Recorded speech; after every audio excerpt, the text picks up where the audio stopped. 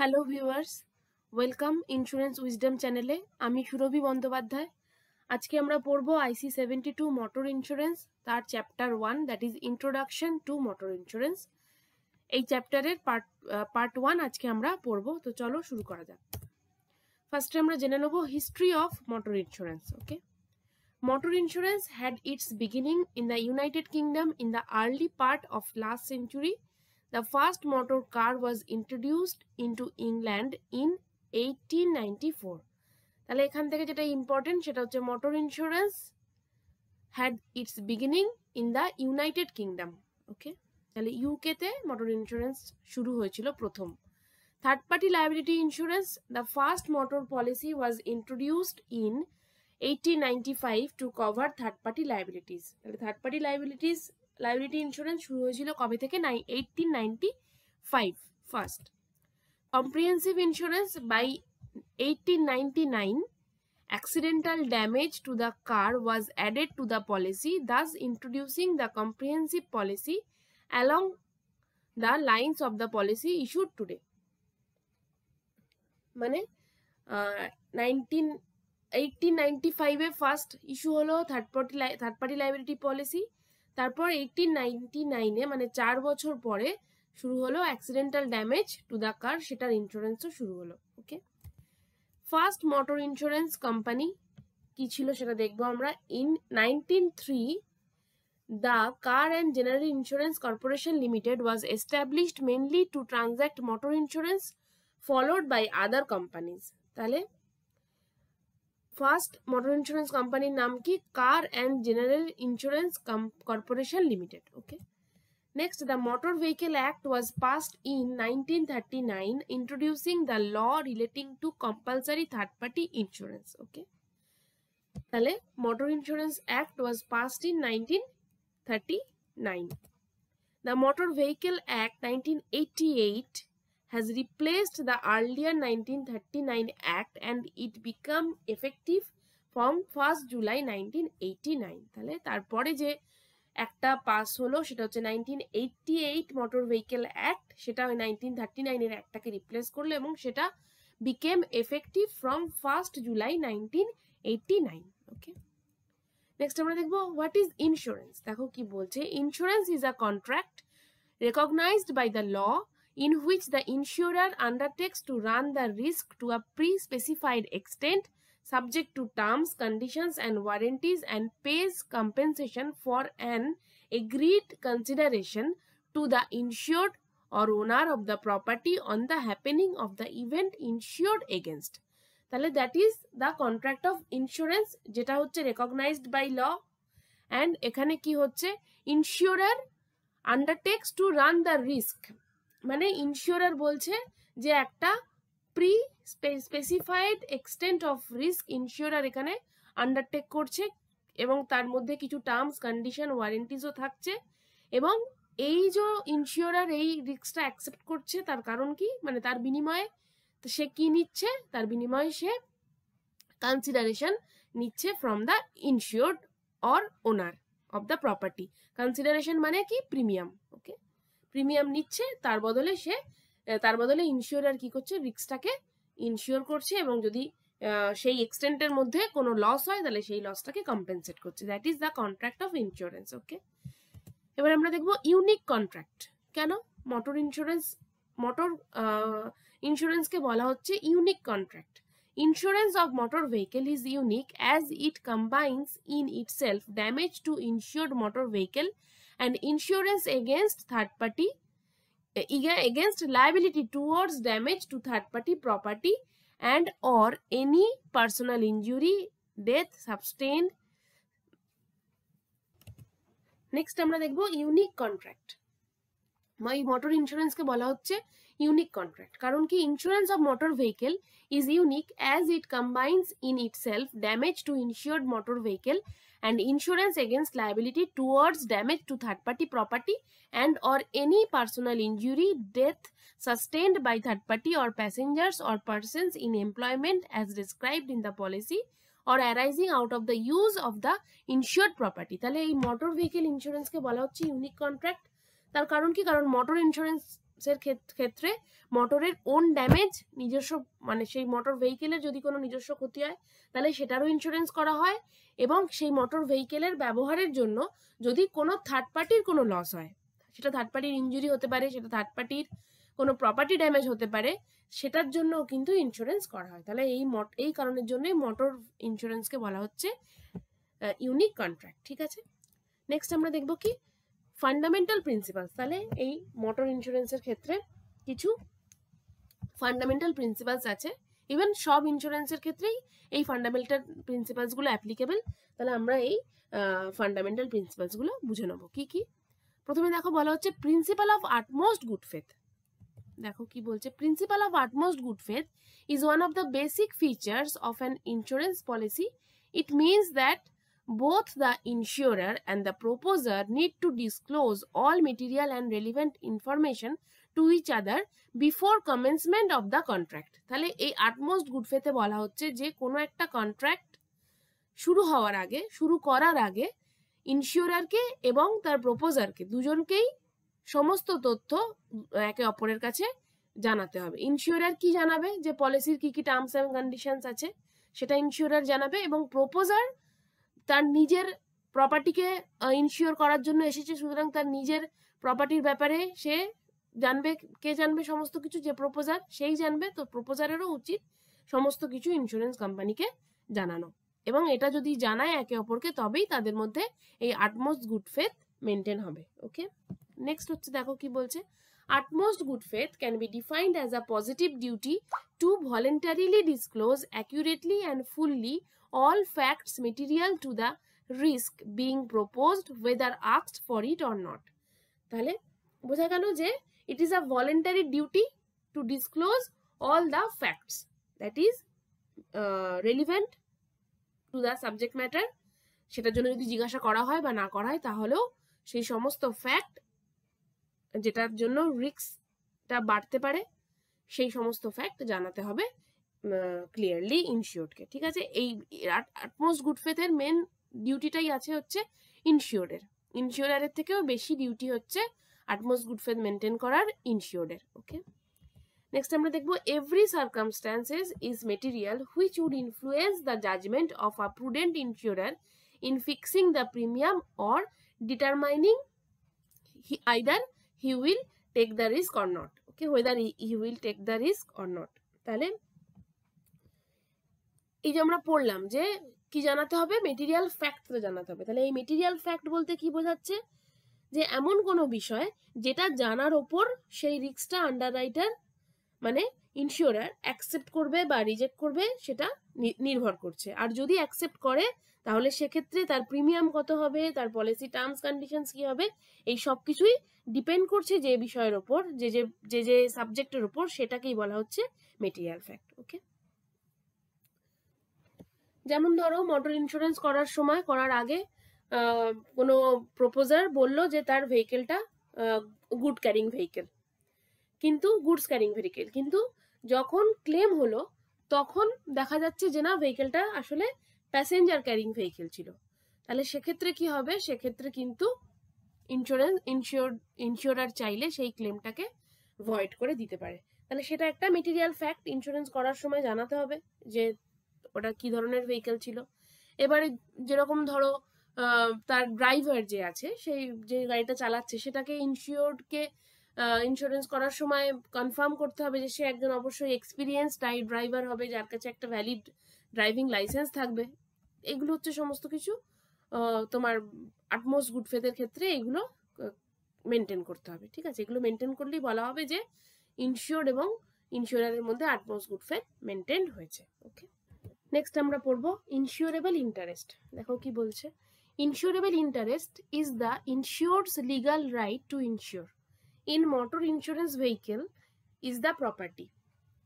তাহলে মোটর ইন্স্যুরেন্সের ক্ষেত্রে vehicle is the property which is exposed to loss or damage. তাহলে মোটর ইন্স্যুরেন্সের ক্ষেত্রে vehicle is the subject matter. Okay, এবং যেটার থেকে যদি কোনো লস হয় বা যেটার যদি কোনো লস হয় তাহলে সেই লসটা অ্যাকচুয়ালি কে বিয়ার করবে, তার যে ওনার রয়েছে সে। ঠিক আছে, ফার্স্ট লাইনটা কি বলছে দেখো, insurable interest is the insured's legal right to insure. তাহলে একজন ইনসিওর্ড যে বিষয়টির ইন্স্যুরেন্স করাচ্ছেন সেই বিষয়টির ওপর তার একটি ইন্টারেস্ট থাকতে হবে। ইন্টারেস্ট মানে কি, সেই বিষয়টি যদি ঠিক থাকে তাহলে তার লাভ, সেই বিষয়টি যদি ক্ষতিগ্রস্ত হয় তাহলে ক্ষতিটা কার, সেই ইনসিওর্ডের। তাহলে এরকম যদি কোনো রাইট থাকে তাহলে সেটাকেই বলা হবে যে তার উপর তার ইনসিওরেবল ইন্টারেস্ট রয়েছে। ঠিক আছে, নেক্সট দেখো কি বলছে। বলছে the insured also has a legal liability towards third parties. He may suffer financial loss if he incurs that liability under law through the use of the vehicle। তাহলে এখানে দেখো দুটো, মোটর ইন্স্যুরেন্সের ক্ষেত্রে আমরা কি জানি, দুটো জিনিস ইনসিওর করা হয়। একটা হচ্ছে ওন ড্যামেজ, যদি মোটর ভেহিকেলের নিজস্ব কোনো ক্ষতি হয় তাহলে সেটাও কার ক্ষতি, আসলে সেই ইনসিওরের। আর যদি সেই মোটর ভেহিকেলের কারণে কোনো থার্ড পার্টির কোনো ক্ষতি হয় তাহলে সেই লসটাও বিয়ার করতে হবে কাকে, ইনসিওর্ডকে।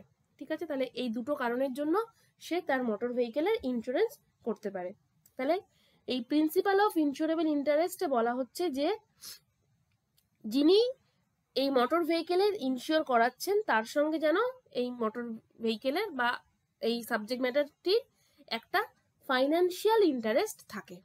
মানে ওই মোটর ভেহিকেলের কোনো ক্ষতি হলে সেই লসটা আসলে কে বিয়ার করবে, আসলে বিয়ার করবে ইনসিওর, এবং সেটাই হচ্ছে তার ফাইন্যান্সিয়াল লস, এবং সেই লসটাকেই ইন্স্যুরেন্স দ্বারা কভার করা হচ্ছে। ঠিক আছে, therefore the insured has insurable interest which entitles him to insure the motor vehicle against damage and third party risk। ঠিক আছে, নেক্সট আমরা পড়ব principal of indemnity.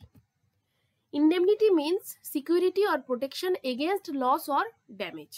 Okay, the object of this principle is to place the insured after a loss in the same pecuniary position as he occupied immediately before the loss. তাহলে principal of ইন্ডেমনিটিতে কি বলা হচ্ছে যে যদি কোনো loss হয়, যদি কোনো ড্যামেজ হয়, সেই লসের এগেনস্টে প্রোটেকশনটাই হচ্ছে ইন্ডেমনিটি। ঠিক আছে, এবং আমরা জানি যে কাস্টমারের কোনো বিষয়ের উপর যদি ফাইন্যান্সিয়াল ইন্টারেস্ট থাকে তাহলে সেটাকে প্রোটেক্ট করার জন্য সে ইন্স্যুরেন্স করে থাকে। এবার তাহলে ধরো কোনো ইনসিওরের কোনো বিষয়ের উপর ইনসিওরেবল ইন্টারেস্ট থাকলে তবেই সে লস হলে সেইটা সে রিকভার করার জন্য ক্লেম করতে পারবে। এবারে পলিসি হোল্ডার, প্রিন্সিপাল অফ ইন্ডেমনিটিতে কি বলা হচ্ছে যে পলিসি হোল্ডার তার লস হওয়ার আগে যে ফাইন্যান্সিয়াল পজিশনে ছিল, লস হওয়ার পরেও যেন সে সেই সেম ফাইন্যান্সিয়াল পজিশনে থাকতে পারে, এটাই হচ্ছে প্রিন্সিপাল অফ ইন্ডেমনিটি। নেক্সট দেখো, the insured is not allowed to make any profit out of the happening of the event because the object is only to indemnify him and profit making would be against the principal। ওকে, তাহলে এক্ষেত্রে বলা হচ্ছে যে insured কোনো profit করতে পারবে না, মানে লসের আগে সে যে জায়গায় ছিল লসের পরেও সে যেন সেই সেম সিচুয়েশনে থাকে, এবং এটাই হচ্ছে এই প্রিন্সিপাল অফ ইন্ডেমনিটিতে বলা হচ্ছে। এবং বলা হচ্ছে যে ইনসিওর্ড কোনো রকম প্রফিটেবল সিচুয়েশনে নিজেকে পৌঁছতে পারবে না। তাহলে indemnity means make good the loss. তাহলে লিটারেলি ইন্ডেমনিটি মানে হলো যে মেক গুড দ্য লস, মানে যেটুকু লস হয়েছে সেটুকুর জন্যই ক্ষতিপূরণ করা হবে। ঠিক আছে, নেক্সট আমরা কি দেখবো, প্রিন্সিপাল অফ সাবরোগেশন। দেখো কি বলছে, subrogation is the right by which an insurer having settled a claim for loss or damage is entitled to place himself in the position of the insured to the extent of acquiring all rights and remedies in respect of the loss which the insured may have received।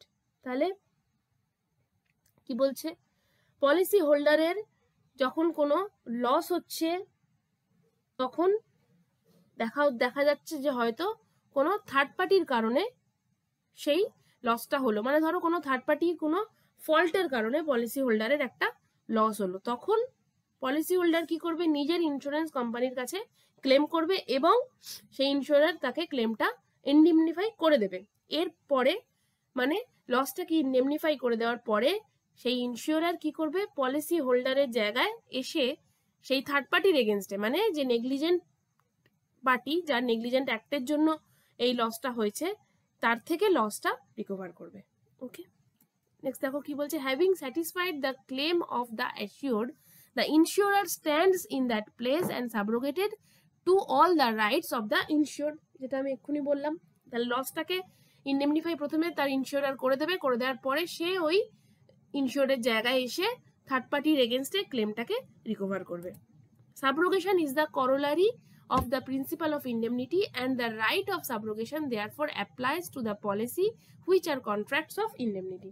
তাহলে এখানে কি বলা হচ্ছে যে আমরা এর আগে যখন প্রিন্সিপাল অফ ইন্ডেমনিটি পড়লাম তখন আমরা দেখলাম যে ইনসিওরের যতটা লস হচ্ছে ম্যাক্সিমাম ততটাই সে ক্ষতিপূরণ পাবে। লসের আগে ইনসিওর যে পজিশনে ছিল তার থেকে বেটার পজিশনে সে কিন্তু যেতে পারবে না। তাহলে এই প্রিন্সিপাল অফ ইন্ডেমনিটিকে ফলো করছে প্রিন্সিপাল অফ সাবরোগেশন। এখানে কি বলা হচ্ছে, ইনসিওরার যখন ইনসিওরডকে থার্ড পার্টি লসের কারণে তার যে ক্ষতিটা হচ্ছে সেটা যখন পেমেন্ট করে দিয়েছে তখন কিন্তু ইনসিওরের আর কোনো রাইট থাকছে না যাতে সে থার্ড পার্টির কাছ থেকে ওই লসটাকে আবারও ক্লেম করতে পারে। ঠিক আছে, এই রাইটটা তখন আর থাকছে না, কারণ তখন insured's right has been transfer to the insurer. ঠিক আছে, কারণ ইনসিওরড তাহলে থার্ড পার্টি অথবা ইনসিওরার দুজনের মধ্যে যে কোনো একজনের কাছ থেকে ক্লেম করতে পারবে, কিন্তু দুজনের কাছ থেকে পারবে না, কারণ দুজনের থেকে যদি সে সেম অ্যামাউন্ট ক্লেম করে তাহলে ইনসিওরের ক্ষেত্রে বেনিফিট হয়ে যাবে, ইনসিওরের ক্ষেত্রে বেনিফিট হয়ে যাবে এবং সেটা প্রিন্সিপাল অফ ইন্ডেমনিটিকে ভায়োলেট করছে এবং সেটা হতে দেওয়া যাবে না। ঠিক আছে, এবং এই প্রিন্সিপাল অফ সাবরোগেশনে বলা হচ্ছে যে ইনসিওরার যতটা লস ইনসিওরডকে কম্পেনসেট করেছে ঠিক ততটাই সে থার্ড পার্টির কাছ থেকে রিকভারি করতে পারবে। যদি দেখা যায় যে কোর্টের জাজমেন্ট তার থেকে বেশি এসেছে, যতটা ইনসিওরার ইনসিওরডকে কম্পেনসেট করলো তার থেকে বেশি জাজমেন্ট এসেছে, তখন কিন্তু সেই ব্যালেন্স অ্যামাউন্টটা পাবে হচ্ছে insured. Okay, next principle of contribution বলছে দেখো, an insured may effect two or more insurances on the same subject matter of insurance.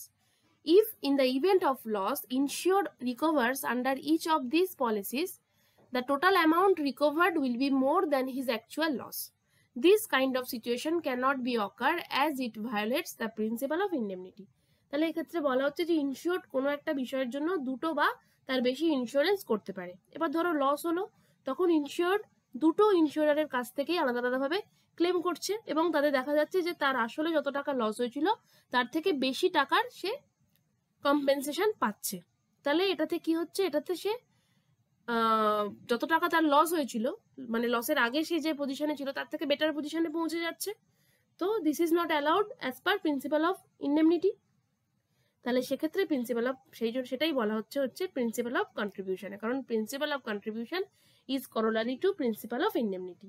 এবার ইন প্র্যাকটিস কি হয় সেটা হচ্ছে যে ধরো কোনো একজন তার সাবজেক্ট ম্যাটারের জন্য এ এবং বি দুটো ইন্স্যুরেন্স কোম্পানির কাছেই একটা প্রপোর্শনে ইন্স্যুরেন্সটা করলো। ধরো কোম্পানি এ এর কাছে 60% ইন্স্যুরেন্স করালো এবং বাকি 40% কোম্পানি বি এর কাছে করালো। এবার যদি কোনো লস হয় তখন সে এই এ এবং বি এর মধ্যে যে কোনো একটা ইন্স্যুরারের কাছেই ক্লেম করবে এবং যার কাছে ক্লেম করলো, ধরো বি এর কাছে ক্লেম করলো, এবার বি কি করলো, তার যে টোটাল যে লসটা হয়েছে ইনসিওরের সেই লসটা বি একাই তাকে রিপেমেন্ট করে দিল, মানে সেই বি একাই তাকে কম্পেনসেট করে দিল। করে দেওয়ার পরে বি কি করবে, আরেকজন যে ইনসিওরার আছে মানে ইনসিওরার এর কাছ থেকে ইনসিওরার এর যে লায়াবিলিটিটা ছিল সেই পোর্শনটা আদায় করে নেবে। এটাই হয় বাস্তবে। ঠিক আছে, কারণ একজন স্বাভাবিক ব্যাপার ভাবেই একজন একটা রিস্কের জন্য ডবল ইন্স্যুরেন্স করে না। ঠিক আছে, তাহলে তাকে তো শুধু তো ইন্স্যুরেন্স করলেই হবে না, তাকে যদি ডবল ইন্স্যুরেন্স করে কোনো একটা সাবজেক্ট ম্যাটারের জন্য তাহলে তাকে ডবল প্রিমিয়ামও দিতে হবে। তো এটাতে কোনো লাভ নেই, কিন্তু সেই জন্যই মানুষ অনেকে কি করে যে একটা জিনিসের জন্য দুটো ইনসিওরারের কাছে করে, কিন্তু সে ভাগে ভাগে করে, মানে পার্সেন্টেজ মানে প্রপোর্শন ওয়াইজ করে। একজনের কাছে কিছুটা প্রপোর্শন করলো, কিছুটা পার্সেন্ট করলো, বাকি জনের কাছে কিছুটা করলো, এরকম ভাবে করে এবং সেক্ষেত্রে এটাই হয়। নেক্সট দেখো কি বলছে, contribution is defined as the right of an insurer who has paid a loss under a policy to recover a proportionate amount from other insurers who are liable for the loss. এটা আমি already বললাম। তাহলে ইনসিওরারের right হচ্ছে কি, সে নিজে যার কাছে claim করলো ইনসিওর্ড, সেই ইনসিওরার নিজে প্রথমে 100% পেমেন্ট করে দিল, করে দেওয়ার পরে এবার সে আরেকজনের কাছ থেকে, একজন হতে পারে বা তার বেশিও হতে পারে, তাদের কাছ থেকে তাদের যে লায়াবিলিটি পোর্শনটা ছিল সেটা সে আদায় করে নেবে। ঠিক আছে, ওকে। নেক্সট আমরা পড়ব প্রিন্সিপাল অফ প্রক্সিমেট কজ। চলো আচ্ছা বলছে দেখো, if the loss is caused merely by one event it would be no problem to decide the question of liability, but there are many cases where the loss may be the result of two or more causes operating simultaneously or one after another. তাহলে বলা হচ্ছে যে যদি কোনো একটা loss বা damage হয় এবং সেই ড্যামেজটার কারণে ধরো একটাই পার্টিকুলার কারণ আছে, তাহলে কোনো একটা ঘটনার জন্যই সেই লসটা হচ্ছে, তাহলে সেক্ষেত্রে কোনো প্রবলেম থাকছে না। কিন্তু অনেক সময় দেখা যায় যে কোনো একটা লসের জন্য এক বা একের বেশি ঘটনা দায়ী, বা পরপর কতগুলো ঘটনা ঘটেছে সেই জন্য একটা লস হয়েছে, তখন কিন্তু এটা বুঝতে হবে যে পার্টিকুলার কোন ইনসিডেন্টের জন্য সেই লসটা হলো। কারণ কি জন্য লসটা হয়েছে সেটা ঠিকভাবে বুঝতে না পারলে কিন্তু সেই ক্লেমটা পেয়েবেল কিনা সেটাও বোঝা পসিবল নয়। কারণ কি না, শুধুমাত্র ইনসিওর্ড পেরিলের জন্যই যদি লসটা হয়ে থাকে তাহলে সেটাই ইন্স্যুরেন্সে পেয়েবেল। তো যদি কোন কি কারণের জন্য লসটা হয়েছে সেটাই যদি না বোঝা যায় তাহলে সেটা ইনসিওর্ড কিনা সেটা কিভাবে বোঝা যাবে? তো অবশ্যই আগে বুঝতে হবে যে কি কারণে লসটা হয়েছে। নেক্সট দেখো কি বলছে, in such cases it becomes necessary to choose the most important cause which has brought about the loss and disregarding the other causes as remote. তাহলে এক্ষেত্রে বুঝতে হবে যে যেটা মোস্ট ইম্পর্টেন্ট কজ, যে কজের জন্যই এই লসটা হয়েছে, মানে যে ঘটনাটা না ঘটলে, যে কজটা না থাকলে এই লসটা হতো না, সেটা আগে বুঝতে হবে। ঠিক আছে, proximate cause is the active efficient cause that sets in motion a train of events which brings about a result without the intervention of any force started and working actively from a new and independent source. তাহলে proximate cause বা causa proxima হচ্ছে এমন একটা cause যেটা হয়েছে বলেই, যে কজটা আছে বলেই এই ইনসিডেন্টটা হচ্ছে, এবং সেটাই হচ্ছে প্রধান কজ। ওকে, এবং অন্যগুলোকে বলা হবে কি রিমোট কজ। এবং এই প্রক্সিমেট কজ তখনই অ্যাপ্লিকেবল হবে যখন দুই বা তার বেশি কারণের জন্য ইনসিওরের কোনো লস হবে। যদি একটাই কারণে ইনসিওরের কোনো লস হয় তাহলে কিন্তু এই proximate cause, principle of proximate cause is not applicable. যেরকম ধরো মোটর ভেহিকেলের ক্ষেত্রে কোনো একটা গাড়ি স্থিরভাবে দাঁড়িয়ে রয়েছে, এবার পেছন থেকে অন্য একটা গাড়ি হাই স্পিডে এসে যে গাড়িটা দাঁড়িয়ে ছিল তাকে ধাক্কা মারলো, যার ফলে সেই যে গাড়িটা দাঁড়িয়ে ছিল সে এগিয়ে গিয়ে সামনের কোনো কিছু ড্যামেজ করলো। তাহলে এক্ষেত্রে বুঝতে হবে তাহলে দোষটা কার? যে গাড়িটা পেছন থেকে এসে ধাক্কা মেরেছে সামনের গাড়িটাকে, তার দোষ। তো এবার দেখতে হবে যে সেই গাড়িটার, যে গাড়িটা পেছন থেকে এসে ধাক্কা মেরেছে তার কি ধরনের ইন্স্যুরেন্স করা আছে, সে কি কি তোমার টার্মস অ্যান্ড কন্ডিশনস আছে তার ইন্স্যুরেন্সে সেই গাড়িটা, সেই অনুযায়ী ইন্স্যুরেন্সটা পেয়েবেল হবে। তাহলে এটাই হচ্ছে প্রিন্সিপাল অফ প্রক্সিমেট কজ। ঠিক আছে, তাহলে আজকে এতটাই। এর পরের ভিডিওতে আমরা এই চ্যাপ্টার 1 এর নেক্সট পার্টটা পড়ব। যদি তোমাদের ভিডিওটা ইনফরমেটিভ মনে হয় তাহলে প্লিজ লাইক, শেয়ার, সাবস্ক্রাইব করো। Thank you for watching.